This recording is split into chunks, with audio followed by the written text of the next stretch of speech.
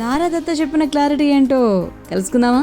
Mobile masala వారి film Nagar కబుర్లలోకి వెళ్ళిపోదాం. బాలీవుడ్ సినీ ప్రముఖులు ఎంతో మంది ప్రతిష్టాత్మకంగా రామాయణాన్ని తెరకెక్కిస్తున్నారు. నితేష్ తివారీ దర్శకత్వం. అయితే ఈ సినిమాలోని నటీనటుల ఎంపిక సంబంధించి అధికారిక ప్రకటన అయితే రాలేదు. మరి సోషల్ మీడియాలో రకరకాల పేర్లు చక్కర్లు కొడుతున్నాయి. రీసెంట్ గా కైకేయి పాత్రలో నటిస్తున్నారు అని చెప్పి బాలీవుడ్ యాక్ట్రెస్ లారా దత్త గురించి మాట్లాడితే తను రియాక్ట్ అయ్యారనమాట.